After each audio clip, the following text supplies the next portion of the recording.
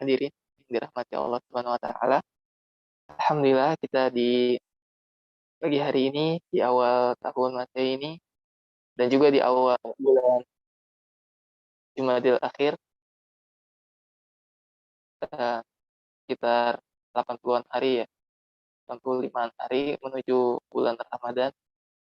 Alhamdulillah kita bisa melanjutkan pengajian kita ilmu Quran kelas 102 temuan kelima, di mana temanya yaitu tafsir dan syarat mufassir. Kalau diperhatikan mungkin ada materi yang terlewat. Panitia memutuskan untuk menukar, memang ada semacam penukaran pengajar juga. Jadi yang seharusnya itu muqaddim atau tafsir diganti menjadi tafsir dan syarat mufassir. Gitu. Ya, apakah Ustaz Zuhron ya sudah masuk ruang Zoom? Tampaknya belum.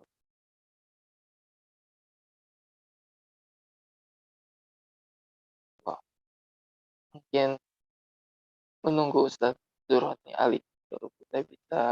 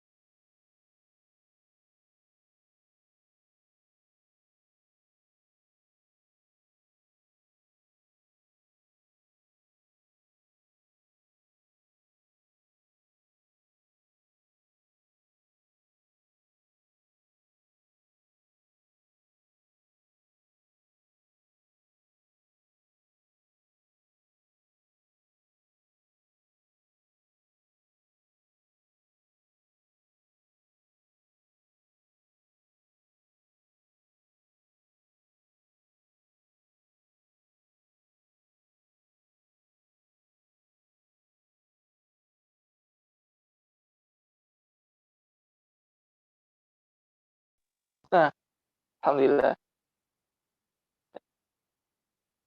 Ustaz Zuhroni Ali sudah ada di ruang Zoom. Baik, apa kabar Ustaz?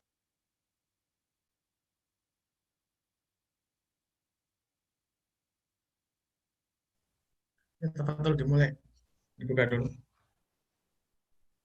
Ya, alhamdulillah. Wassalatu wassalamu ala Rasulillah wa ala alihi wa sahbihi wa man walah. Ma ba'du. Tadi udah anak buka Ustaz. Mungkin kepada Ustaz Zuhrani Ali dipersilakan. Bismillahirrahmanirrahim. Alhamdulillahirrahmanirrahim. Wa bihi nasta'inu ala umuri dunya wassalatu wassalamu ala asyrafil anbiya'i wal mursalin nabiyina Muhammad wa ala alihi wa sahbihi wa man tabi'ahum bi ihsan ila yaumil qiyamah. Amma ba'd. Ya, alhamdulillah kita bisa kembali ya melanjutkan pertemuan kita ya, meskipun pekan lalu kita sempat absen ya karena apa? Ustadz Denny-nya ada berhalangan ya. Alhamdulillah kita bisa lanjutkan sekarang di materi yang eh, ke-6 ya sebenarnya ya. Jadi ini ini udah kelihatan ya. Sudah Ustaz. Suaranya jelas ya. Alhamdulillah. Sudah. Jadi kita di materi tentang tafsir, takwil dan syarat mufassir. Nah, di sini kita sebenarnya lompat ya satu materi. Insya Allah nanti pekan depan diisi Ustadz Denny ya. Di Muqaddimah Tafsir, kita masuk langsung ke tafsir dan syarat mufassir dulu nih ya. Ya, semoga tidak mengurangi faedah yang bisa kita petik ya dari majelis kita ini. Insya Allah untuk hari ini kita akan bahas tentang tafsir, takwil ya, kemudian tentang gimana syarat-syarat mufassir maupun apa saja metode tafsir yang umum gitu ya. Nah, ini ada diskusi yang mungkin nanti bisa dicari ya lebih lanjut ya tentang apakah takwil itu antara ahli tafsir dan ahli usul itu sama gitu kan. Kemudian untuk ulama mutaqaddimin dan mutaakhirin apakah sama definisinya. Kemudian apa perbedaan atau persamaan dari tafsir dan takwil. Ini nanti bisa kita telaah ya lebih lanjut di luar kelas ini mungkin kalau ada yang mau mencari-cari ini bisa menjadi topik yang cukup menarik ya untuk dikaji. Nah, jadi kita langsung masuk saja ya ke dalam pembahasan tentang tafsir. Jadi tafsir itu kita biasa tinjau dari dua ya, dari dua sisi. Yang pertama dari sisi bahasa. Nah, dari sisi bahasa tentunya tafsiron ya. Kalau kita pernah belajar sorof, kita pasti langsung nggak ya bahwasanya tafsir ini berasal dari kata fassara yufassiru, tafsiron ya. Jadi dia adalah masdar ya, bentuk masdar atau istilahnya bentuk ketiga dari sorof ya, dari fassaro, dari fiil fassaro. Nah, yang bermakna adalah maknanya adalah al-ibanah. Nah, dan uniknya bahasa Arab itu ya, jadi kalau kita pelajari itu huruf-huruf atau kata yang tersusun dari huruf-huruf yang serupa itu biasanya punya makna yang mirip. Ya, makanya ada yang mengatakan bahwasanya fassaro ini berasal dari kata atau maknanya mirip dengan safar, asfar. Ya, jadi kalau kita baca Al-Quran ya, wasubahi ida asfar, ya itu artinya adalah nampak. Ya, ini kan kurang lebih sama ya. Al-ibanah menjelaskan, menampakkan makna yang sebenarnya. Ya. Dan asfar juga maknanya adalah menampakkan ya atau nampak gitu. Nah, di secara bahasa kurang lebih sama ya dengan asfar ya. Safar juga gitu kan menampakkan lokasi-lokasi yang belum pernah kita temui sebelumnya ya dari safar tersebut atau menemukan hal-hal baru yang belum ditemukan sebelumnya. Jadi memang bahasa Arab tuh luar biasa ya. Jadi agak mirip-mirip antara satu kata dengan satu kata yang lainnya jika dia susunan hurufnya sama. Nah, kemudian kalau itu dari segi bahasa. Nah, kalau dari segi istilah ini, kita ambil satu definisi saja dari Abu Hayyan ya, seorang ulama tafsir terkenal dalam kitabnya Al-Bahrul Muhit ya. Beliau punya kitab Al-Bahrul Muhit ini salah satu kitab tafsir yang menjadi rujukan terutama ketika kita ingin tahu tentang kiroat ya. Jadi versi-versi kiroat dan pengaruhnya terhadap tafsir ini sangat layak kita membuka Al-Bahrul Muhit ya, karya Abu Hayyan. Nah, beliau mengatakan bahwasanya tafsir itu adalah ilmu yang membahas tentang kiroah atau cara membaca Quran, kemudian tentang lafadz dan madlul Al-Quran, tentang makna yang terkandung dalam susunannya, dan juga tentang uh, hukum-hukum yang terkait. Ya, jadi tafsir itu definisi beliau sangat luas ya. Jadi ya membahas tentang kiroat, Ya makanya beliau masukkan ilmu qiraat dalam tafsir beliau gitu kan. Kemudian membahas tentang lafadz atau madlul Al-Qur'an, yang mana ini sebenarnya yang umum kita temukan ya dalam kitab tafsir.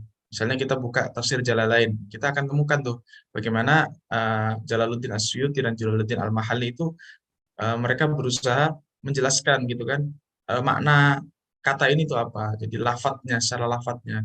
Kemudian madlulnya, madlul ini maksudnya adalah penunjukannya. Jadi dari lafadz ini misalnya lafadz eh, apa namanya as-sirat gitu ya dalam surat Al-Fatihah itu arahnya kemana gitu kan, penunjukannya maknanya itu kemana ya, atau dari situ bisa diambil hukum apa, nah, istidlalnya bagaimana. Nah itu kemudian yang ketiga adalah makna ya, jadi mirip-mirip.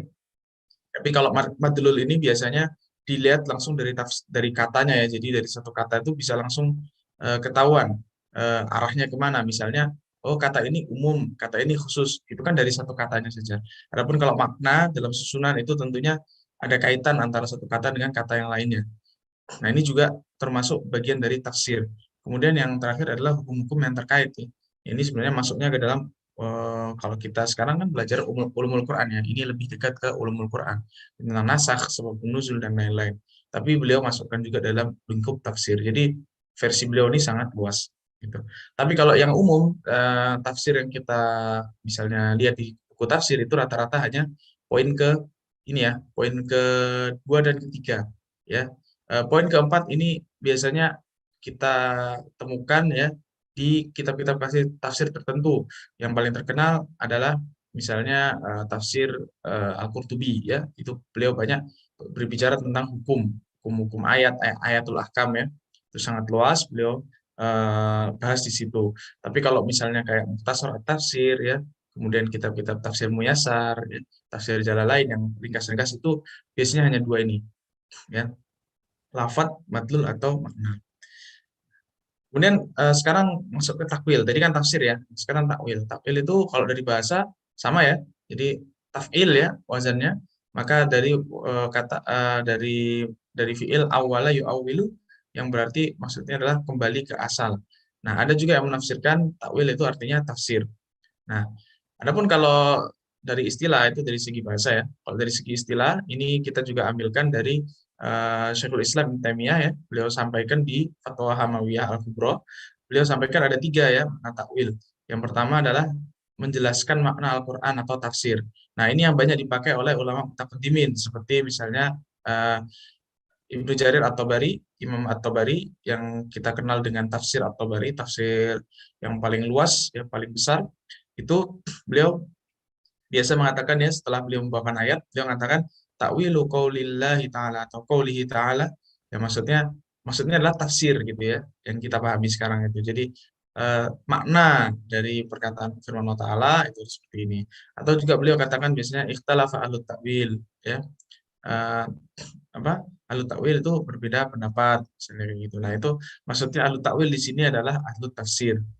Nah, itu yang definisi pertama. Kemudian definisi kedua atau secara istilah, ada juga yang mengartikan bahwasanya takwil adalah memalingkan lafadz dari hakikatnya dengan koordinat tertentu.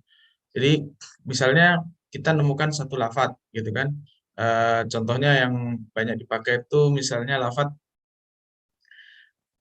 la siyama liman lam yubayyid ya.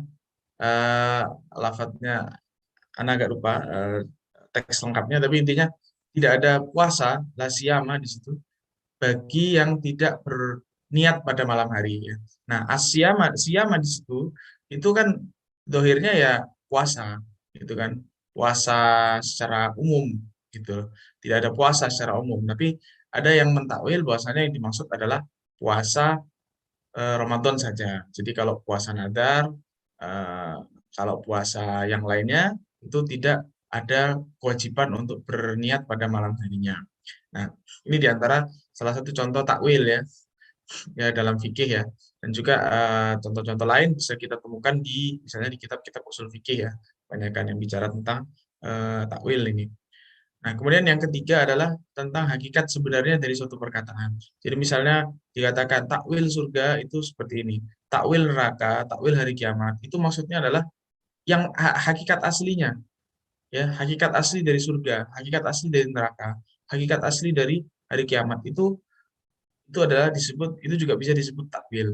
Dan ini yang banyak di Al-Qur'an ya, yang banyak di Al-Qur'an, sebagaimana berkata Ibnu Taimiyah bahwasanya ini mayoritas makna takwil di Al-Qur'an. Jadi kalau misalnya kita temukan misalnya di surat Al-A'raf, hal yanzuruna illa ta'wilah, ya. Apakah mereka menunggu takwilnya gitu kan? Atau mereka tidak menunggu kecuali datang takwilnya, ya.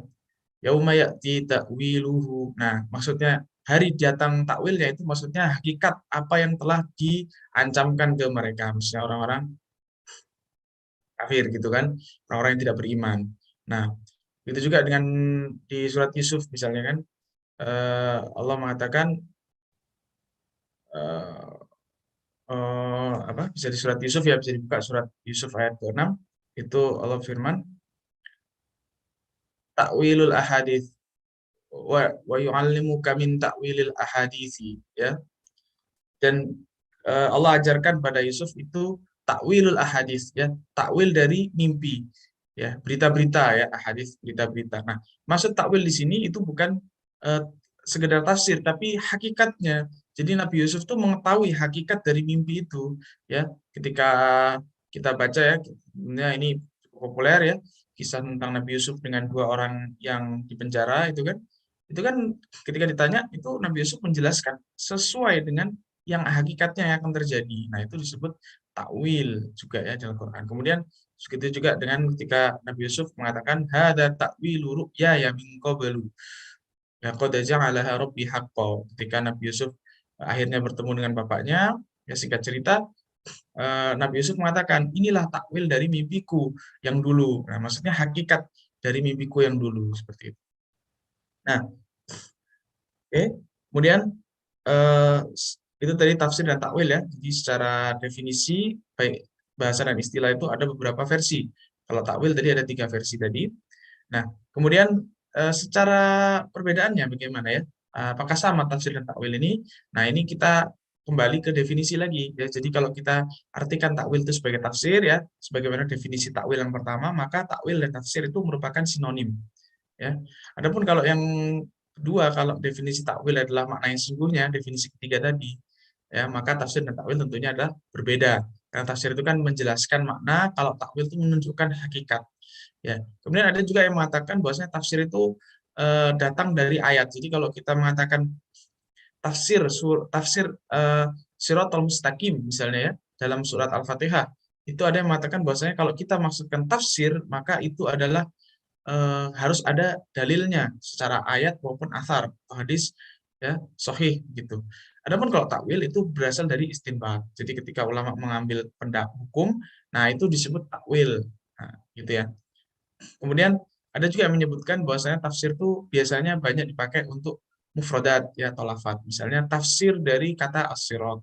Adapun kalau takwil itu menunjukkan yang lebih general dari secara jumlahnya atau apa kalimatnya gitu ya.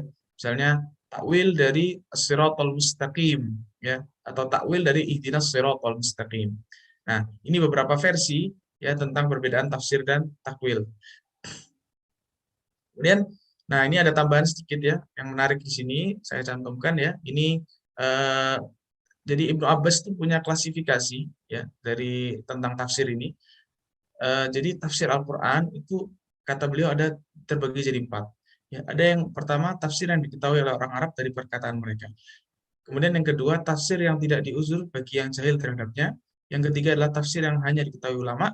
Yang keempat adalah tafsir yang tidak diketahui kecuali oleh Allah. Siapa yang mengaku mengetahuinya maka dia telah berdusta. Jadi kalau yang pertama itu jadi Al-Quran itu ada sebagiannya yang ketika orang Arab itu mendengar gitu kan itu langsung ngerti maknanya ya. Seperti contohnya apa? Contohnya misalnya ya tadi ketika Ar-Rahmanir Rahim. Ya, orang Arab langsung ngerti, oh Ar-Rahman itu maksudnya seperti ini, Ar-Rahim itu maksudnya seperti ini. Ya. Karena mereka biasa pakai misalnya ya dalam apa, bahasa sehari-hari mereka, mereka biasa pakai, kemudian mereka sudah terbiasa mendengar kata itu juga gitu kan. Atau misalnya ulaika ala hudam mir rabbihim. Nah, ini orang Arab langsung ngerti gitu kan maksudnya itu apa. Nah, yang kedua tafsir ini ada juga jenis dari bagian Al-Qur'an yang tafsirnya itu tidak diuzur bagi yang jahil terhadapnya. Maksudnya semua orang beriman harus ngerti. Contohnya, tafsir la ilaha illallah dalam Al-Qur'an. Ini apa maksudnya? Ini orang beriman harus ngerti, ya kan? Nggak boleh orang beriman, oh saya nggak tahu. Ya, tafsir salat, ya, tafsir zakat. Apa maksudnya salat? Apa maksudnya zakat? Ini orang harus mengerti. Ketika orang beriman baca ya ayyuhalladzina amanu kutiba alaikumus shiyam kama kutiba alal ladzina min qablikum la'allakum tattaqun. Maka ketika mendengar kata asyam itu harus langsung ngerti, oh asyam itu maksudnya ini. Ya, nggak boleh nggak boleh jahil terhadapnya, nggak boleh nggak ngerti, oh saya nggak ngerti, itu nggak boleh. Kemudian yang ketiga ada tafsir yang hanya diketahui oleh para ulama.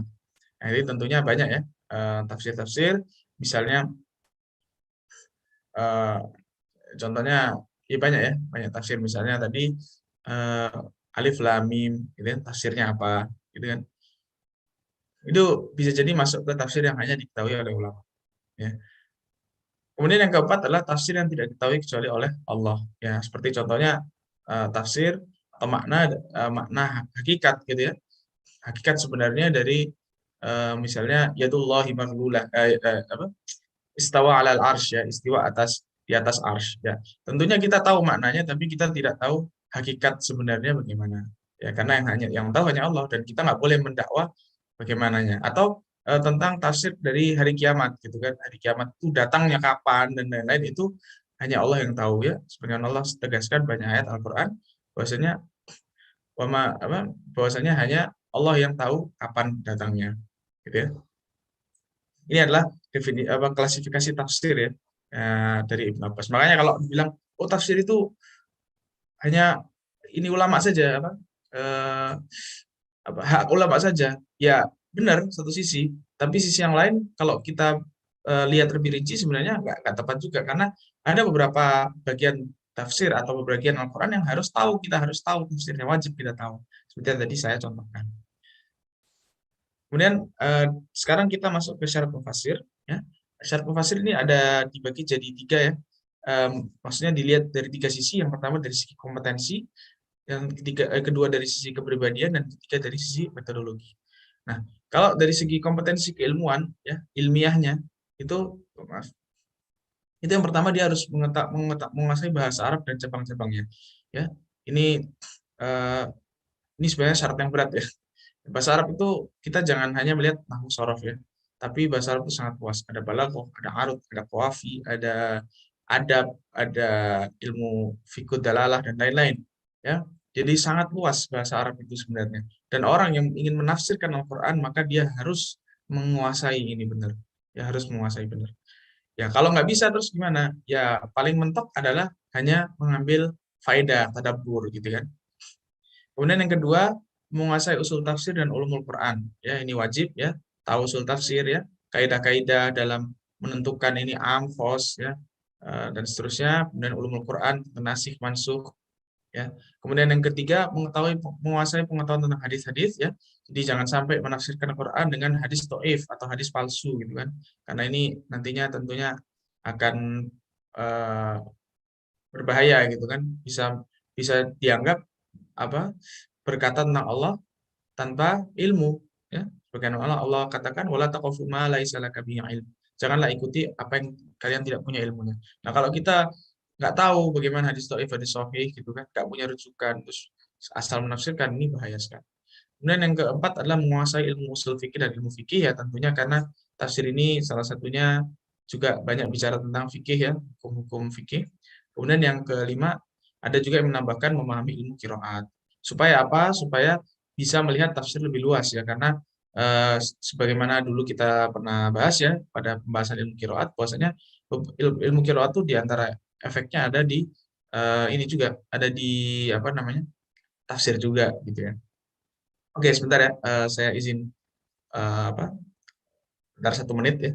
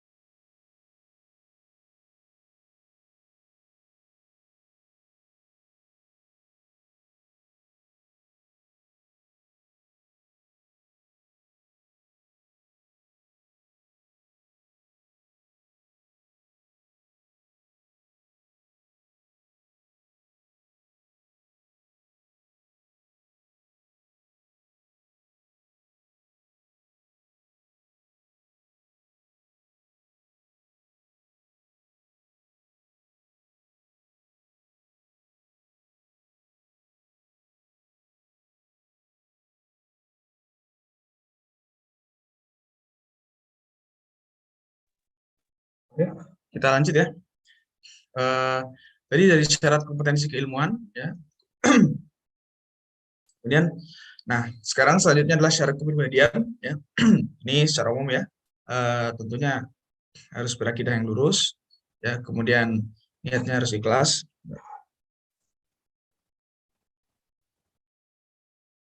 ya. Kemudian jujur dan senantiasa menjauhi dusta, ya. Karena tafsir ini seolah-olah kita tuh menjadi apa ya bisa dikatakan ya wakil Allah gitu ya, bukan wakil tapi kayak kita mengatakan oh Allah tuh maksudnya ini gitu ya. Bayangkan ya kalau kita nggak jujur, wah itu bahaya sekali. Orang berdusta atas nama nabi saja apa, man yatabawwa apa, man kadzdzaba alayya muta'ammidan falyatabawwa maq'adahu ilan nar, ya kata Nabi sallallahu alaihi wasallam, hadis yang mutawatir ya. Barang siapa yang berdusta atasku, sengaja berdusta atasku ya, maka siapkanlah tempatnya, tempat duduknya di neraka. Apalagi kalau berdusta atas nama Allah. Ya, kemudian tidak mengikuti hawa nafsu, ya, ya sebagaimana ya wala tattabi'ul hawa, ya janganlah kalian ikuti hawa nafsu. Kemudian tawaduk dan tidak sombong, ya karena hakikatnya orang yang hakikatnya ilmu ini adalah karunia dari Allah ya. Hakikatnya kita itu nggak ngerti sebenarnya, nggak bisa kita tuh tafsir atau apapun tanpa karunia dari Allah, ya. Dan banyak orang yang lebih pintar, sangat pintar gitu kan, yang mana kalau dia belajar tafsir, belajar umum Quran dan lain-lain itu pasti langsung lebih jago dari kita misalnya. Tapi Allah tidak karuniakan hidayah buat mereka untuk mempelajari ini, ya, mempelajari ilmu tafsir, mempelajari apa. Maka tidak selayaknya orang yang mau menafsirkan Al-Quran itu untuk sombong, karena hakikatnya itu adalah ilmu dari Allah. Kemudian memadukan antara akal dan kolbu, ya artinya di sini eh, tentunya harus seimbang gitu ya. Jadi jangan terlalu mengikuti kolb, ya. Karena apa? Nanti terlalu baper ya, terlalu bawa perasaan, akhirnya merasa kadang kan kita tuh ketika melihat makna gitu kan, kalau terlalu mengandalkan hati gitu, kadang ketika kita melihat suatu makna yang lagi pas dengan kita itu kita langsung condong kepada itu, kepada makna itu. Nah, ini kan sangat bahaya. Oke. Kalau sampai misalnya menafsirkan tapi punya kecondongan tertentu, nah ini bisa jatuh kepada mengikuti hawa nafsu. Kemudian yang terakhir adalah menjauhkan diri dari sifat ta'assub. Nah inilah kenapa ke beberapa tafsir itu diperingatkan oleh para ulama karena banyak membawa madhab yang kurang tepat, gitu ya. Seperti Az-Zamakhsyari nanti kita akan singgung sedikit, ya, yang mana beliau membawa madhab Mu'tazilah, ya, dalam akidah. Nah ini beliau sangat sangat ini ya dalam tanda kutip sangat ta'assub terhadap madhabnya, makanya beliau penuhi kitab tafsir itu dengan madhab beliau. Nah ini yang wajib dihindari ya sebenarnya ya, syarat-syarat ini. Oke, Oke sebentar. Ini Anda ambil charger sebentar ya.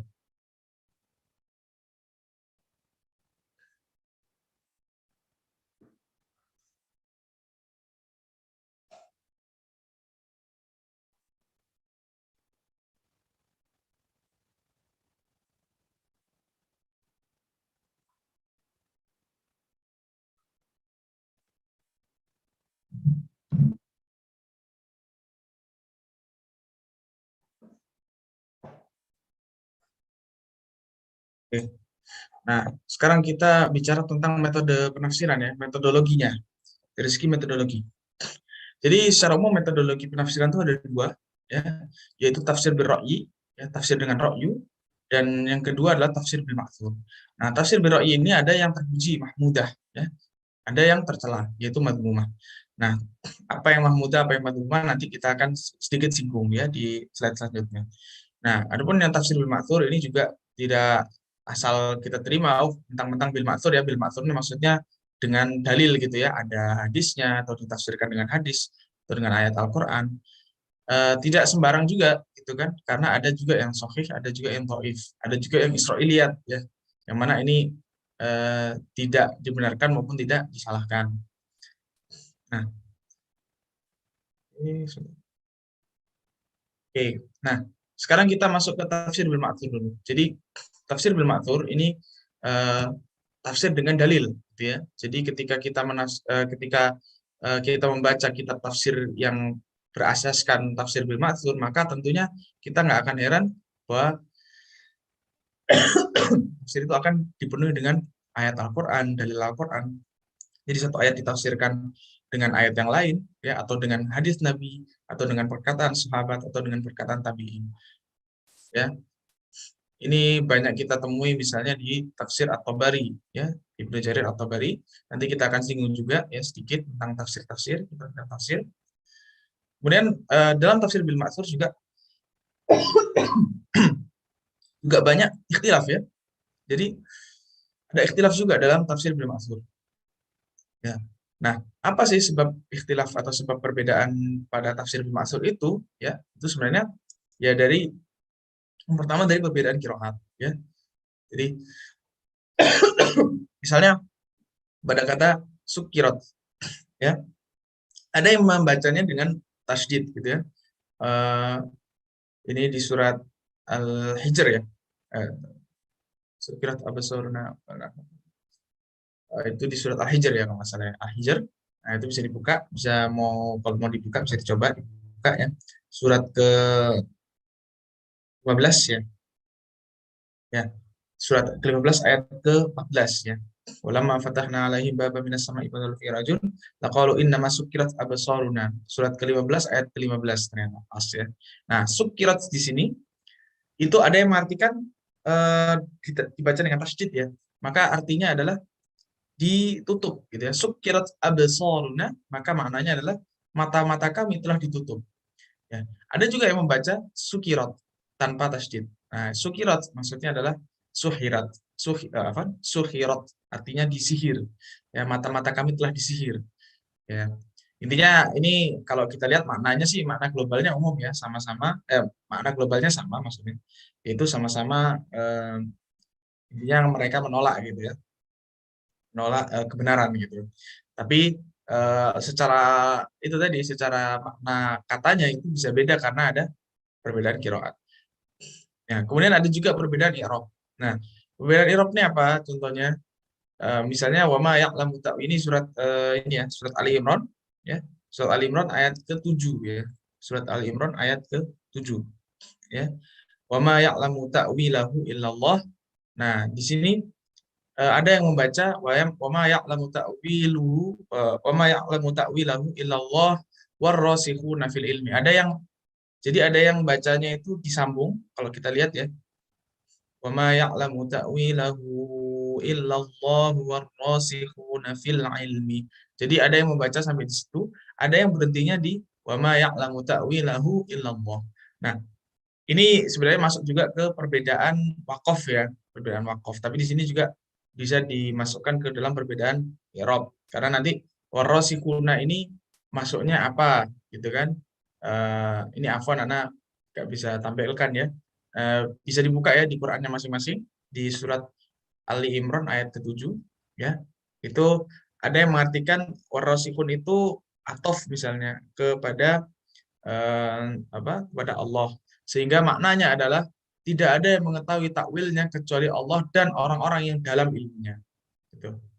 Ada juga yang mengartikan tidak ya, illallah warasikun itu mubtada, kalimat baru. Jadi tidak terkait dengan ini. Jadi artinya adalah wa ma ya'lamu ta'wilahu illallah, tidak ada yang mengetahui takwilnya kecuali Allah.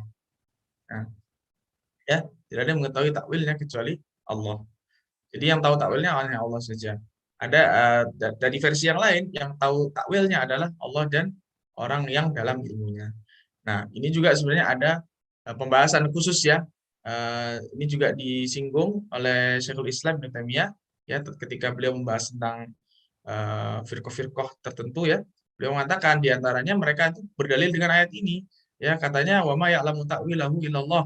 Tidak ada yang tahu takwilnya kecuali Allah. Berarti kita tuh nggak boleh tuh mengartikan misalnya yaitu istiwa itu dengan makna tinggi begitu. Itu nggak boleh karena apa? Karena yang tahu takwilnya hanya Allah. Nah, kemudian beliau jelaskan ya bahwasanya yang dimaksud takwil di sini ya itu adalah hakikatnya ya. Kalau secara makna bahasa ya orang tahu dong kayak gitu. Masa nggak tahu? Masa kita kayak kayak membaca kayak XXX gitu ya, kayak nggak tahu nggak tahu artinya sama sekali kan nggak mungkin. Pasti tahu artinya, tapi secara hakikat sebenarnya gimananya istiwa itu yang kita tidak tahu begitu. Nah, kemudian adapun takwil, makna takwil di sini, kemudian beliau jelaskan ya, bahwasanya takwil itu ada beberapa versi. Nah, ketika kita apa itu namanya, mengartikan atau membaca wa ma ya'lamu ta'wilahu illallah warasikhuna fil ilm, itu takwil di situ beda dengan ketika kita membacanya ta'wilahu illallah, berhenti di Allah saja. Jadi takwil yang eh, berhentinya itu di Allah, ya, ketika kita bacanya berhentinya di Allah, maka ulama itu mengartikan takwil di situ maksudnya adalah hakikat sebenarnya, ya seperti yang tadi kita singgung ya. Kemudian kalau wa ma ya'lamu ta'wilahu illallah warasikhuna fil ilm, itu takwil di situ maksudnya adalah tafsir, bukan hakikat sebenarnya. Bukan bukan yang hakikat sebenarnya. Hakikat sebenarnya itu tidak tahu, ya yang tahu hanya Allah, tapi tafsirnya itu bisa diketahui oleh orang-orang yang dalam ilmunya, gitu ya kurang lebih ya. Nah, kemudian yang terakhir adalah biasa ada istirok. Ya, istirok nih satu lafadz dia punya makna yang berbeda. Ya seperti al-qur, ya. Qur itu bisa diartikan haid, bisa diartikan bersih, ya. Jadi kalau kita baca di Al-Qur'an misalnya salah satu quru, ya. eh, apa orang-orang yang diceraikan atau yang ini yang bercerai gitu ya, itu menunggu sampai 3 quru iddahnya, ya iddahnya itu menunggu 3 quru. Nah 3 quru ini apa maksudnya? Nah ini para ulama berbeda pendapat karena al-quru itu sendiri, ya quru itu sendiri itu bisa diartikan, ada yang itu secara makna ya itu bisa diartikan haid, bisa diartikan bersih bersih dari haid maksudnya. Nah ini diantara sumber ikhtilaf dari tafsir Ibnu Mas'ud. Oke. Kemudian, nah, ini kita singgung sedikit juga ya tentang kitab tafsir nih. Ya, tentang kitab tafsir itu kalau dari tafsir Bil Mansur ya, itu ada beberapa kitab yang terkenal, tentunya ini belum nggak semua ya, karena kitab tafsir sangat banyak. Ya, jadi di antara yang terkenal itu ada 4 ya. Yang pertama Jami'ul Bayan an Ta'wili Ayil Quran, karya Imam At-Tabari yang wafat tahun 310 Hijriah. Nah ini sampai dikatakan ya oleh Imam An-Nawawi, bahwasanya umat sepakat tidak ada karya penulisan yang bisa melampaui atau yang semisal dengan tafsir At-Tabari. Jadi tafsir At-Tabari sedikit cerita ya, ceritanya itu. Ketika itu At-Tabari itu mengajak murid-muridnya ya untuk menulis kitab tafsir dalam 30.000 jilid, 30.000 halaman kalau nggak salah. Ya. Jadi beliau katakan, ayo kita nulis kitab tafsir dalam 30.000 halaman. Ya. Muridnya bilang, wah itu sangat banyak ya, terlalu banyak dan seterusnya. Langsung Imam Tabari komennya apa? Sungguh himmah itu atau semangat itu telah mati di zaman ini, kata beliau. Ya. Zaman beliau ya 30.000 nggak mau muridnya, itu udah dibilang himmah itu sudah mati. Dan pada akhirnya beliau menulis 3.000 halaman. Ya, ya ini dalam 3.000 halaman ya di saat itu, di zaman itu. Jadi ini menunjukkan ya bagaimana ya ulama zaman dulu itu ya sangat tinggi himmahnya. Jadi awalnya kalau Imam At-Tabari waktu itu muridnya mau, berarti tafsir At-Tabari ini nggak tahu kita ya berapa jilid jadinya ya. Sekarang saja sudah 30 jilid kalau nggak salah. Ya, itu dari itu 3.000 halaman itu jadi 30 jilid ya sekarang. Nah, kalau zaman dulu kalau 30.000 berarti jadi 300 mungkin ya, 300 jilid. Ya, tapi hikmahnya adalah jadi orang masih bisa mempelajari ya, 30 jilid tafsir At-Tabari itu masih bisa lah dipelajari, masih bisa lah dibaca gitu ya. Dan kalau kita lihat ulama tafsir zaman ini ya banyak yang ini ya melazimi pembaca kitab tafsir At-Tabari seperti Syekh Asyihri ya, Abdurrahman Asyihri, itu beliau membaca tafsir At-Tabari itu tamat 5 atau 6 kali ya. Sudah tamat 5 atau 6 kali. Jadi ulang-ulang kayak gitu. Al-Qurtubi, tafsir Al-Qurtubi beliau membaca juga sama segitu ya, 5 sampai 6 kali. Jadi masih bisa lah kita baca ya, kalau karena enggak, maksudnya masih terjangkau lah 15 jilid, 30 jilid masih bisa dihabiskan. Kalau 300 ya waktu itu 300 jilid ya Allah alam ya, bisa kita habiskan atau enggak. Nah, ini tapi memang tafsir yang paling lengkap ya dan terutama beliau sangat fokus kepada tafsir bil ma'tsur. Jadi ketika beliau itu menafsirkan itu pasti beliau bawa sanad ya. oh hadatsana. Kita lihat kalau tafsir At-Tabari isinya itu. Makanya kalau kita hapus itu sanadnya itu sebenarnya tafsir At-Tabari bisa jadi lebih ringkas. Ya, bisa jadi lebih ringkas. Nah, itu karya tafsir pertama, Jami'ul Bayan, ya. Kemudian yang kedua adalah tafsir Qur'anil Azim. Ini yang juga sangat terkenal, yaitu karya Imam Ibnu Katsir, ya, tahun 774 Hijriah wafatnya. Nah, itu Imam Syaukani mengatakan ya bahwasanya kitab ini adalah kitab tafsir yang sangat baik, ya, kalau nggak dikatakan yang paling baik. Jadi kalau tadi Imam At-Tabari ya beliau full of sanad ya, dan beliau bawakan semua tuh ya. Jadi misalnya satu ayat tuh siapa saja yang membicara tentang ini ya, itu dibawakan semua tuh sanadnya. Nah, kalau tafsir Ibnu Katsir ini kurang lebih metodenya sama bil maksur ya. Beliau bawakan hadis, dia bahkan dalam mukadimahnya beliau kasih dulu ya keterangan ya bahwasanya tafsir Al-Qur'an pertama dengan Quran, kalau nggak ada dengan hadis, kalau nggak ada dengan asar dan seterusnya. Nah, jadi metode beliau itu dalam tafsirnya beliau membawakan satu ayat, kemudian beliau coba tafsirkan dengan Al-Qur'an ya. Jadi beliau bawakan, oh ayat ini juga bicara tentang ini gitu ya. Jadi beliau mengumpulkan tuh ayat-ayat yang serupa. Makanya kadang kalau kita baca tafsirnya itu udah di belakang-belakang, tafsir khusus 30, itu sebenarnya sudah banyak yang dibahas di sebelumnya. Jadi kayak kadang terasa agak ringkas gitu ya. Karena sebenarnya sudah dibahas sebelumnya gitu ya. Kan beliau nulisnya dari juz 1 ya. Jadi bukan dari juz 30. Makanya yang dari juz 1 itu udah dibahas, rinci, kadang di akhir-akhir itu udah lebih ringkas ya. Nah, ini tafsir yang sangat baik ya. Dan Syekh juga ya pernah ditanya gitu kan, Abdurrahman Asy'ari, ulama tafsir yang sekarang gitu ya di zaman ini gitu. Itu beliau pernah ditanya gitu. Saya mau belajar tafsir Syekh, gimana? Ya udah baca tafsir Ibnu Katsir. Udah tafsir Ibnu Katsir aja. Terus setelah itu ya baca lagi. Udah terus baca lagi sampai berapa? 15 kali gitu. Jadi kita disarankan kalau mau belajar tafsir tuh baca aja tafsir Ibnu Katsir 15 kali. Nah, kalau udah 15 kali itu baru tuh udah lumayan ngerti sedikit lah tentang tafsir ya. Ya, jadi memang lumayan ya jalan untuk mengetahui tafsir itu sangat panjang gitu ya. Kemudian yang ketiga ya Durrul Mansur, ini karya Imam Asy'uti ya. Ini juga beliau ulama yang multidisiplin ya. Beliau banyak sekali karyanya. Ya diantaranya beliau punya karya juga dalam ilmu tafsir ya, Durrul Mansur. Kemudian yang keempat Adwaul Bayan ya, fi idhil Qur'ani bil Qur'an, Syekh Muhammad Amin Asy-Syinkiti ya. Ini kalau beliau metodenya lebih ke Al-Quran dengan Al-Quran ya, jadi fokusnya ke Quran dan Quran, dan juga beliau bawakan tentang hukum fikih. Sayang sekali tapi sebenarnya kitab ini nggak selesai beliau tulis, tapi dilanjutkan muridnya ya. Jadi keunggulannya itu tadi lebih ke beliau bahas tentang Quran, tafsir Quran dengan Quran. Nah, ini sekarang tafsir yang biroi ya, tadi bil maksur ya. Sekarang yang biroi. Nah, biroi ini ada beberapa juga yang terkenal ya. Yang pertama adalah Al-Kasyaf ya, an haqiqati tanzil wa uyunil aqawil fi wujuhi ta'wil. Ini karya Az-Zamakhsyari yang tadi sudah kita singgung ya, wafat tahun 538 Hijriah. Beliau banyak membahas tentang mukjizat Al-Qur'an. Beliau banyak bahas tentang balaghah dan seterusnya. Namun sayangnya kitab ini banyak diisi oleh akidah Mu'tazilah. Makanya beberapa ulama yang datang setelahnya itu yang tidak sepakat, ya tidak sepaham dengan akidah beliau itu berusaha untuk uh, mengambil poin-poin balaghah, ya, poin-poin mukjizat Al-Qur'annya dari sisi bahasa itu, tapi berusaha dihilangkan yang ininya, yang akidah-akidahnya.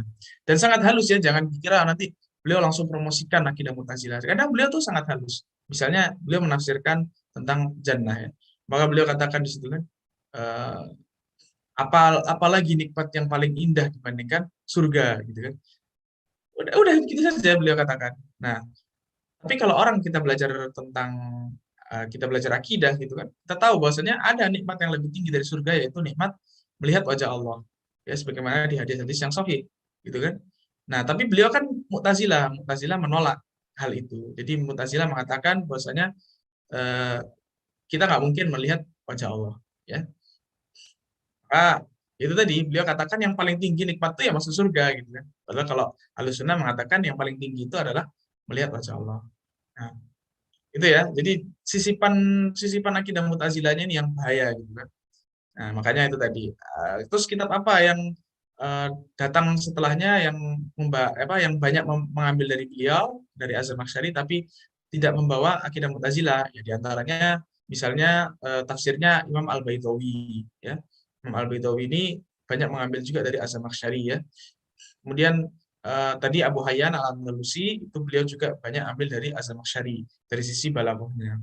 Jadi memang meskipun Az-Zamakhsyari ini akidah Mu'tazilah tapi istilahnya kebagusan ya kitab ini tuh nggak bisa dinafikan ya oleh para ulama. Makanya para ulama masih menggunakan sebagai referensi meskipun tadi harus hati-hati. Kemudian yang kedua Mafatihul Ghaib ya karya Fakhruddin Ar-Razi ya wafat tahun 606 Hijriah. Nah, kalau ini kitab yang banyak ya dalam ilmu kalam. Jadi beliau sangat banyak membawa menafsirkan Quran itu dengan ilmu-ilmu ya. Jadi dengan ilmu kalam, ilmu filsafat, dengan ilmu falak dan lain-lain. Ya sampai dikatakan apa? Ini tidak tahu ya. Ini mungkin maksudnya beneran atau guyonan ya, alam. Tapi sampai dikatakan oleh para ulama, fihi kulli syai'in fihi kullu syai'in illa tafsir. Ya katanya Mafatihul Ghaib itu semua ada di situ, semua ilmu ada di situ kecuali ilmu tafsir. Padahal aslinya adalah tafsir ya. Makanya dijuluki tafsir Al-Kabir. Ya, tafsir Al-Kabir milik Ar-Razi itu juga nama lain dari Mafatihul Ghaib. Ya, kemudian Taisir Karimur Rahman, Fitril Kalam Manan, ya karya Syekh Abdurrahman bin Nasir As-Sa'di.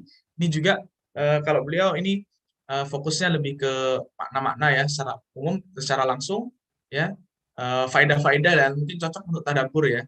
Ya, jadi beliau tidak terlalu banyak membahas tentang kalam, tentang ini dan sebagainya, tapi memang dimasukkan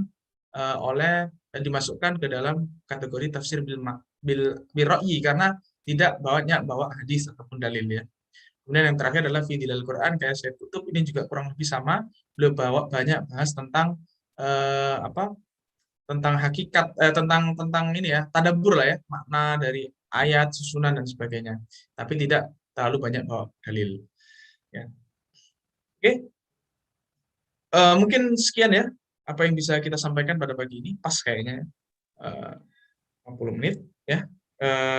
Mungkin bisa dilanjutkan jika ada pertanyaan. Ya, jazakallahu khairan Ustaz Durrani. Baik, insyaallah. Nah, apakah ada yang bertanya dari para hadirin sekalian? Bisa langsung tulis seperti biasa. Mungkin tadi tentang untuk wafat Asyuyuti agak sedikit keliru kayaknya Ustaz ya. Imam Apanya? Asyuyuti wafat 911 tuh. Oh iya ya. Nanti anak koreksi ya. Nah, Iya, mungkin keliru ya. ada mau Masya Allah. Itu ditulis dua ulama kan Ustaz ya? Iya, Iya.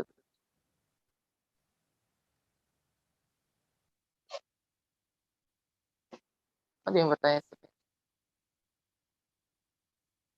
Rekomendasi ada yang bertanya Ustaz dari saudari Dewi. Oh, dari saudara Dias terlebih dahulu. Ustaz, ada tafsir karya ulama Indonesia yang direkomendasi? Karya ulama Indonesia ya. Nah, kalau karya ulama Indonesia ini, ada yang tanya juga. Bentar ya. Karya ini ada beberapa sebenarnya ya. Cuma Ana nggak tahu ada terjemahannya atau enggak ya. Seperti karyanya Syekh An-Nawawi Al-Bantani yang terkenal ya. Itu Marahul Habib. Itu karya asli ulama Indonesia.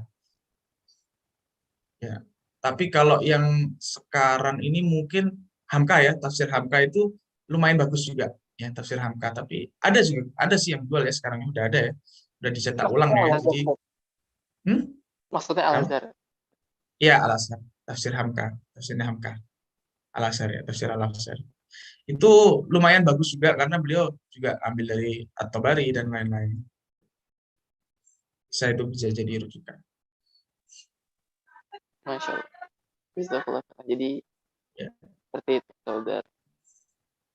Lanjut ke ya ini ya terjemahan Indonesia. iya sama seperti ya. Rekomendasi tafsir yang ada terjemahan Indonesia. Oh, kalau ini yang ada terjemahan Indonesia, pemula. Ini ada pertanyaan ya. rekomendasi tafsir yang ada terjemahan Indonesia untuk pemula. Ya, halo, cek cek. Ya Ustaz,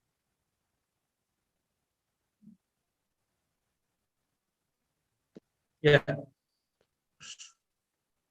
ya, suaranya kedengaran? kedengeran Ustaz.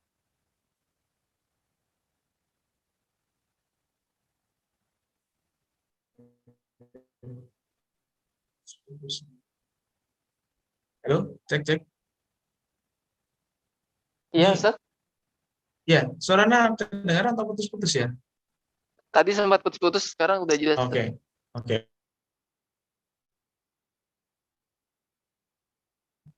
Itu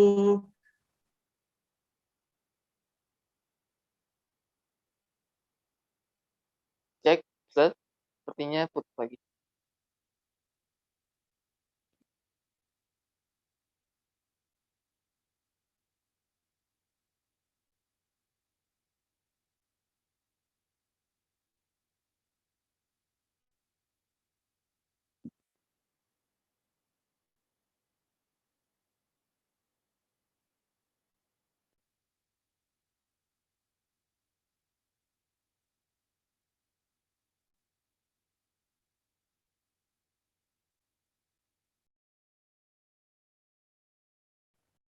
cek cek. Ya. Nah, ya alhamdulillah. Tadi sempat terputus. Ya.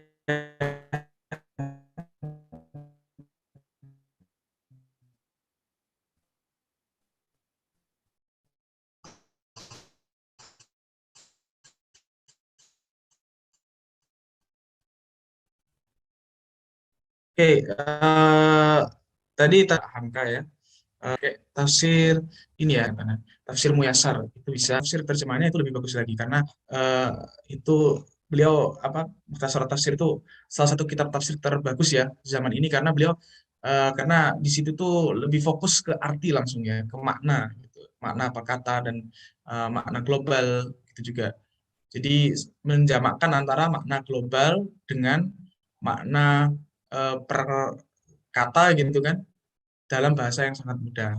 Gitu. Kalau tafsir Muyassar sih sebenarnya mirip-mirip dengan tafsir Asadi. Ya, cuma kalau dalam terjemahan tafsir Asadi itu 7 jilid ya singkatannya, jadi agak panjang. Mungkin yang bisa ya tafsir Muyassar sih, diringkas gitu. Begitu. Jadi tafsir Muyassar. Ya, Kalau tafsir Muyassar. dari Dewi Trian. Tadi bertanya lagi Ustaz. Dari direct message ke saya, Nah, bagaimana kedudukan Israiliyat dalam tafsir? oke. Kemudian, Al-Wahidi dalam kajian hadis itu kan dikatakan sebagai perusak hadis. Al-Wahidi. Sementara beliau memiliki kitab Asbabun Nuzul. Apakah Ya, kitab tersebut bisa dirujuk? oke. Oke, yang pertama dari kedudukan Israiliyat ya. Iya, Sebenarnya tadi sempat Ana singgung juga sedikit ya. Israiliyat itu intinya sebenarnya ya banyak diriwayatkan. Jadi kalau kita lihat Ibnu Katsir juga banyak ya membawakan berita Israiliyat. Tapi kita hanya kita hanya lihat dari sisi tambahan knowledge aja ya, tambahan faedah ya, bukan dari inti yang dari tafsirnya itu sendiri. Jadi karena Israiliyat yang banyak dibawakan oleh Ibnu Katsir juga misalnya itu lebih ke cerita-cerita pelengkap ya, atau tambahan info lah, misalnya kayak tentang apa nama nama anjing gitu ya, nama anjingnya Ashabul Kahfi dan lain-lain yang sebenarnya nggak terlalu urgent lah, atau jumlah jumlah itu tadi ya, jumlah Ashabul Kahfi, kemudian yang lain-lain juga ya, namanya adiknya Yusuf dan lain-lain. Jadi yang seperti itu kalau kaidah Israiliyat secara umum kan kita tahu bahwasanya kita itu melihat Israiliyat itu tidak boleh dibenarkan, tidak boleh disalahkan. Ya benar ya, tidak boleh dibenarkan dan tidak boleh disalahkan. Jadi kita netral gitu ya. Tidak dibenarkan tapi tidak disalahkan juga. Ya kalau misalnya cerita saja sih sebenarnya tidak masalah ya kan ya. Yang penting kita ya hanya membawakan saja, tidak tidak menjadikan itu asas dalam tafsir. Itu sih kedudukannya. Kemudian kedua tadi apa? Al-Wahidi ya. Al-Wahidi itu dalam hadis ditolak gitu kan. Tapi beliau punya kitab Asbabun Nuzul ya yang banyak dirujuk juga, betul ya, Al-Wahidi Asbabun Nuzulnya itu. Ya, hakikatnya sebenarnya gini aja, ketika kita melihat satu kitab atau satu penulis yang tertolak gitu kan, maka kita lihat isinya, ya kita lihat isinya. Ketika beliau bawakan hadis, maka kita cek hadisnya. Kalau hadisnya memang benar, maka ini bisa kita ambil, gitu, ya, ya kan. Istilahnya ulama itu kan adil ya. Makanya dalam pembahasan ilmu hadis misalnya ada yang namanya syadz. Kenapa ada syadz? Karena ulama itu tahu bahwasanya ulama apa eh, imam yang sikoh saja itu pun bisa keliru gitu ya. Begitu juga ada bahasan tentang eh, apa namanya munkar atau yang lainnya ya, yang mana doif ini ya, doif itu bisa berkumpul menjadi sahih juga kan ya, artinya itu tadi. Jadi dalam ilmu Islam itu ulama itu sangat adil ya, orang yang fikoh pun tidak didewakan, makanya ada pembahasan syar ya. Orang yang doif itu juga tidak langsung dihancurkan gitu ya, tapi oh bisa jadi dia ini bisa jadi dia benar gitu. Makanya kalau kita melihat kayak tadi Al-Wahidi gitu ya, ya kita lihat misalnya beliau bawakan asbabun nuzulnya ini. Nah, kita jangan langsung telan gitu ya, tapi kita lihat dulu, perbandingkan dulu. Ada nggak ulama lain mengatakan itu? Atau hadisnya yang dibawakan tuh sahih atau enggak? Nah, kalau memang sahih ya berarti kita ambil. Tapi bukan berpatokan pada beliau gitu ya. Tapi kan kayak indexing gitu ya, kalau contohnya ya, kalau namanya indexing. Baik, baik, baik. Oke, terus ini ada pertanyaan juga ya di chat ya. Dari ini dulu, Ustaz, mungkin angkat tangan, Oh, Fadil, oh ya, silakan, saudara silakan. Fadil Betul. Hmm. ingin Eh, open mic. Sebelumnya Silakan. izin bertanya, Ya, eh, Ana pernah mendengar Ustaz pendapat bahwasannya semakin banyak kitab tafsir ya yang bermunculan belakangan ini itu menandakan sebuah kemunduran sebenarnya Ustaz. Itu hmm. pendapatnya sahih atau tidak atau seperti apa? Nah, buah kemunduran tuh maksudnya gimana ya? Wallahu alam ya. Jadi Oh, jadi semakin banyak munculnya tafsir-tafsir dari kontemporer belakangan ini sebenarnya hmm, menunjukkan kemunduran ya. hmm. Wallahu alam gitu. Oke. Ya, jadi kalau setiap pendapat tuh kita harus lihat dari beberapa sisi ya. Nah, kalau dari sisi misalnya gini, kalau dari sisi keilmuan betul ya, semakin banyak tafsir itu menunjukkan kemunduran. Kenapa? Karena itu menunjukkan bahwasanya orang-orang itu tidak ngerti tafsir zaman dulu ya. Sekarang kalau kita buka nih tafsir misalnya tafsir Ibnu Katsir aja ya. Itu kadang orang sekarang ngerti bahasa Arab tapi baca tafsir Ibnu Katsir agak pusing gitu ya. Kenapa? Karena nggak punya perangkat yang dibutuhkan untuk memahami tafsirnya gitu. Kita baca tafsir At-Tabari, wah udah capek sendiri, udah pusing. Nah, akhirnya datanglah yang meringkas ya. Ya itu kan sebenarnya dalam tanda kutip ya, itu kan memenuhi market ya, memenuhi market orang sekarang yang nggak mau yang panjang-panjang, maunya yang ringkas. Nah, dari sisi itu betul kemunduran ya. Tapi dari sisi lain ya, ini tentunya juga peluang ya, satu peluang bagi ulama-ulama ya untuk juga berkontribusi lah terhadap ilmu. Dan dari sisi ini tentunya kemajuan, artinya akan makin banyak ulama yang bisa berkontribusi, turut berkontribusi untuk menjelaskan tafsir, ya. Dan itu salah satu tujuan gitu ya, tujuan juga ya, supaya kita itu kenapa kok tafsir itu atau kenapa Al-Quran itu dibuat sangat ringkas, ya kan? Artinya dibandingkan dengan hukum-hukum yang kita tahu, gitu kan, hukum-hukum yang kita wajib jalankan, itu kan Al-Quran sebenarnya tidak mencakup semuanya. Salah satunya kan supaya ulama itu bisa istinbat dan lain-lain. Itu kan supaya istilahnya itu tebar pahala lah ya, ulama juga bisa mendapatkan kontribusi di situ. Beda dengan kalau misalnya Al-Quran itu sudah lengkap, komplit ya, itu nggak butuh penjelasan lagi. Maka ini juga uh, kita ya sebagai umat Islam juga nggak ada perannya sama sekali ya, seperti itu. Ya, jadi dari sisi ya, satu sisi bisa jadi kemunduran tadi, dari segi keilmuan memang kita mundur ya, karena banyak diringkas, berarti kan kita tuh nggak ngerti gitu kan. Kenapa kok diringkas? Karena banyak orang nggak ngerti ya, yang panjang-panjang, ya, yang dulu itu. Nah, tapi kalau dari sisi yang lain juga bisa jadi kemajuan bagi para ulama, karena itu jadi mereka bisa jadi kontribusi lah untuk agama. Ya, Ya, baik. Bagaimana saudara Fadil? Nah, alhamdulillah. Syukron Ustaz. Wan. Ya mungkin ada hubungan sama mukjizat yang kemarin ya Ustaz ya. Al-Quran kan timeless, nggak terbatas waktu ya. Mungkin di Betul. zaman sekarang kebutuhan akan kontekstual yang dibolehkan dalam tanda kutip. Hmm. Bagaimana menghadapi situasi zaman ya dibutuhkan penafsiran baru gitu. Hmm. Dengan tidak keluar dari kaidah-kaidah tafsir yang sudah dijelaskan Ya. tadi. Ini ada saudari Irman Tahfizal atau saudara ya, maaf. Ustaz mohon diberikan nama-nama buku tafsir yang ada terjemahan Indonesia. Yang ada terjemahan di Indonesia selain Ibnu Katsir, Muyassar, dan Hamka. Gimana Ustaz? Ya. Kalau terjemahan ya banyak. Sebenarnya At-Tabari ada terjemahannya, Al-Qurtubi ada terjemahannya. Kalau mau beli ya, biasanya yang ngeluarin kayak gitu tuh Pustaka Al-Kautsar. Ya Pustaka Al-Kautsar kalau masalahnya. Itu tuh yang banyak ngeluarin terjemahan-terjemahan. Oh, Azam ya, Pustaka Azam atau Al-Kautsar ya, lupa. Itu yang banyak ngeluarin terjemahan-terjemahan tuh. Ada, tapi Ana pernah lihat tafsir At-Tabari, tafsir Qurtubi, kemudian Ibnu Katsir. Begitu juga dengan ringkasan-ringkasannya Ibnu Katsir ya. Seperti misalnya Misbahul Munir, kemudian ada satu lagi yang warnanya hijau itu Ana lupa ya namanya. Itu juga ada ya ringkasan Ibnu Katsir. Jadi kalau kita beli terjemahan Ibnu Katsir itu juga hati-hati ya. Jadi nggak semua itu membawakan atau menerjemahkan full Ibnu Katsir. Kadang menerjemahkan ikhtisar Ibnu Katsir. Karena Ibnu Katsir itu, tafsir Ibnu Katsir itu ada beberapa yang meringkasnya. Ya. Atau mentahdib lah. Di antara yang tadi Anda sebut, Misbahul Munir itu ditahdib ya, diringkas lah. Kemudian selain itu, apa lagi ya? Sa'di Ustaz. Sa'di. Asadi ya, benar. Asadi ya. Tafsir Asadi juga ada 7 jilid ya. Kalau terjemahan. 7 jilid, Asadi. Kemudian kalau nggak salah juga tafsir itu loh. Marogi itu ada nggak ya terjemahannya? Mana? Marogi, Al-Marogi itu ada juga kalau nggak salah. Ya, mungkin ini sih. Mungkin ya, panitia juga bisa nambahkan ya. Karena juga nggak hafal ya. Yang beredar di Indonesia apa aja ya. Di sini. Jadi begitu, saudara atau saudari Irman.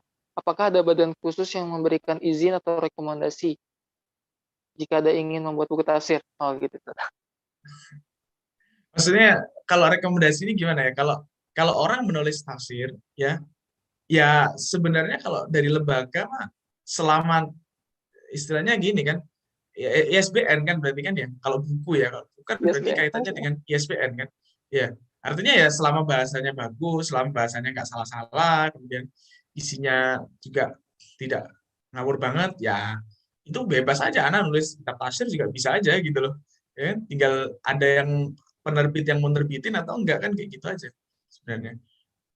Kalau secara itu ya, kalau secara apa lembaga kelembagaan sebenarnya nggak ada yang istilahnya kan menyeleksi gitu ya. Paling kalau misalnya udah terbit kemudian MUI gitu kan melihat ada yang salah dalam tafsir ini mungkin nanti ditarik lah atau apa. Tapi itu ya setelah terbit gitu. Kalau terbitnya ya penerbit aja sih mainnya di situ.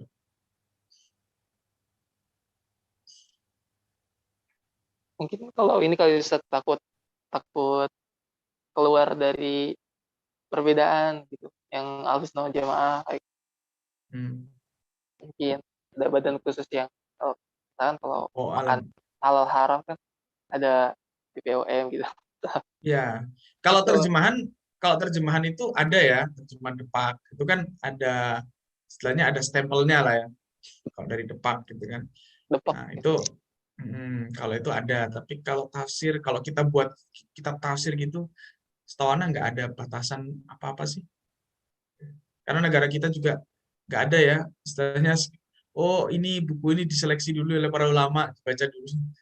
Ya nggak ada gitu. Anak nulis juga bisa, aku nulis juga bisa gitu ya. Nulis aja apa gitu. Bisa.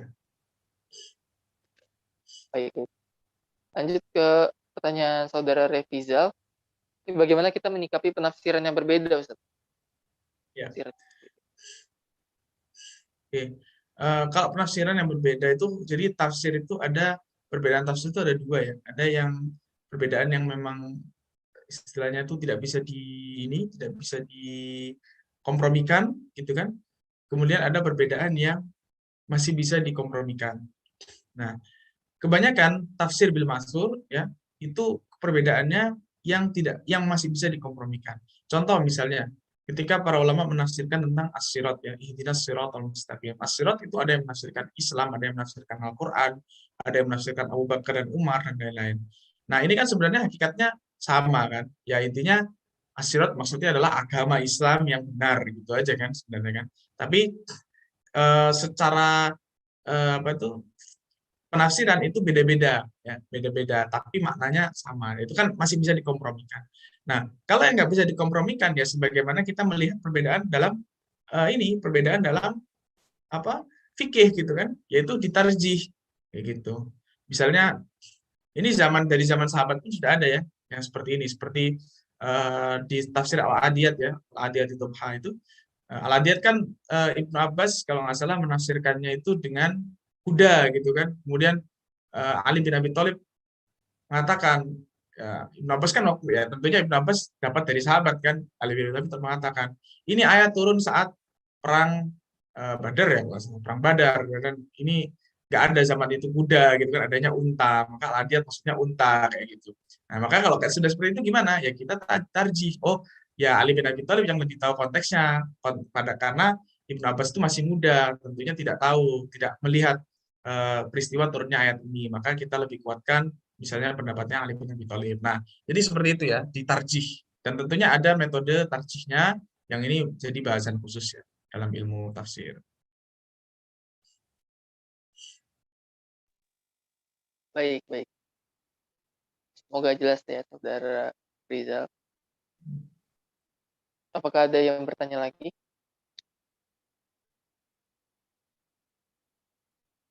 Mungkin cukup ya, dan para hadirin sekalian. Ya, cukup ya. Baik. Alhamdulillah. Jazakumullah khairan untuk para hadirin sekalian atas hadirannya pada pagi hari ini mengikuti kelas ilmu Quran kelas. Insya Allah kita bertemu pada pekan berikutnya dengan tema yang seharusnya hari ini Ustaz. Itu di Ya. badal di pekan depan, diganti di pekan depan. Qadimah usul takdir. Semoga kita istiqomah dalam pelajari ilmu Al-Quran, ilmu Al-Quran ini. Mungkin cukup dengan untuk doa kafaratul majelis, subhanakallahumma bihamdika, asyhadu an la ilaha illa anta, astaghfiruka wa atubu ilaik. Terakhir diingatkan untuk mengisi presensi dan kuis yang akan di-share insyaallah oleh panitia. Teman-teman juga boleh mengisi kuis yang sudah berlalu di pekan sebelumnya di Google Classroom. Assalamualaikum warahmatullahi wabarakatuh.